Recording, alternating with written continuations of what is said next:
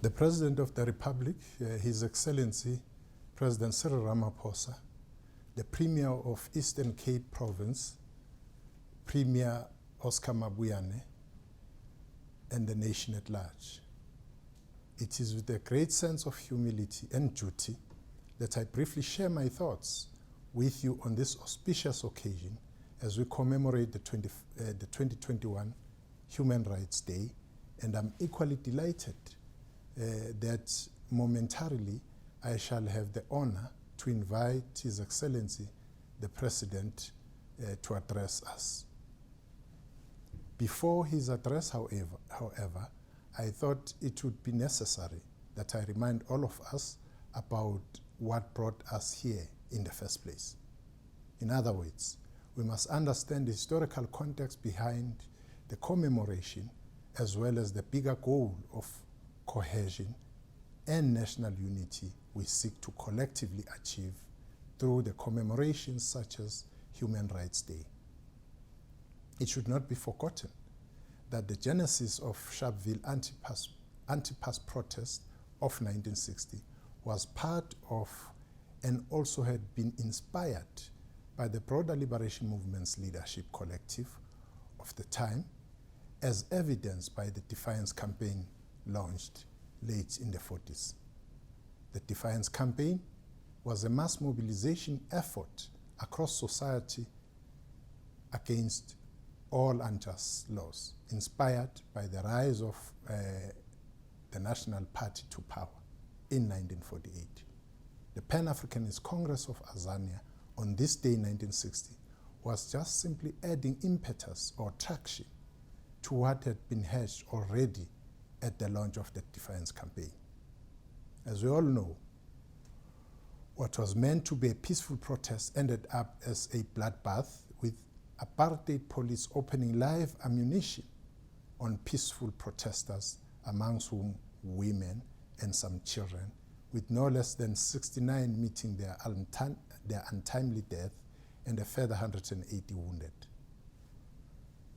Whilst the events in Sharpeville on the 21st of March 1960 remained central as they lifted the lid and exposed the apartheid regime's brutality and its scant regard for human rights, government took Sharpeville to become a symbol of all lives lost across the length and breadth of this country as our people pushed back against oppressive pass laws and state-sponsored brutality.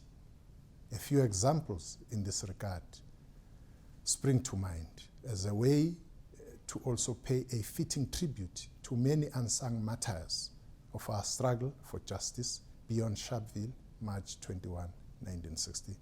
Amongst these, we do also remember the innocent lives lost in the Langa massacre, in the then Uitenhage, now Kariega in 1985, as well as the Bisho massacre of 1992. And here some may remember the enduring images of the late Minister of Housing, Joe Slovo, and the current President of the Republic ducking for cover as Opa Kozo armed forces fired live ammunition on that fateful day. Examples of massacres are too numerous to be all cited, but all massacres are being memorialized on this day as a way to show our gratitude to our gallant forebears. It is for this reason that government saw it fit that it designates this day Human Rights Day, not Sharpeville Day, so as to make it more inclusive. It is our contention, therefore, that anything to the contrary would be to spit on the graves of so many of our people who also needlessly perished in the fight against colonial and apartheid injustices. The theme for the 2021 Human Rights Month, as unveiled at the launch of the Human Rights Month on the 5th of March 2021 in Timbaza in the Eastern Cape, is, and I quote, "The Year of Charlotte Maxeke, promoting and protecting human rights in the age of COVID-19, close quote. From the theme, it is quite telling that we also sought to memorialize one of the stalwarts of our liberation struggle, a woman who, despite her illustrious resume, still remains unsung. We thought it appropriate that we dedicate the 2021 Human Rights Month to her as recognition of the selfless and just causes she immersed her whole being in. This is also part of our contribution in transforming the meta-narrative, our liberation history and heritage, which still remains male-dominated. Also, from the theme, you'll notice that we sought to invoke our current context of COVID-19, which still forms part of the day-to-day lived reality for all of us. During this month, we have also sought to raise critical dialogues on the political economy of health provision in the context of COVID-19, as the poor and the vulnerable amongst us seem to have disproportionately affected by the ravages of COVID-19.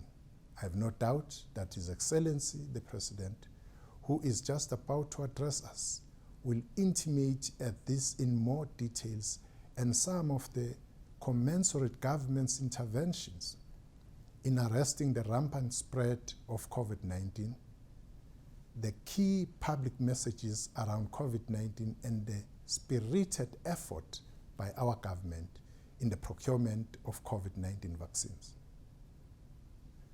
This is all part of the effort of our government in putting to full practical effect Section 27 of the Constitution in the Bill of Rights, where the state is directed to take all the reasonable measures in upholding the right to health care.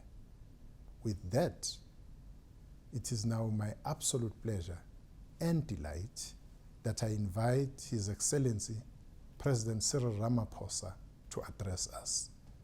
Mr. President.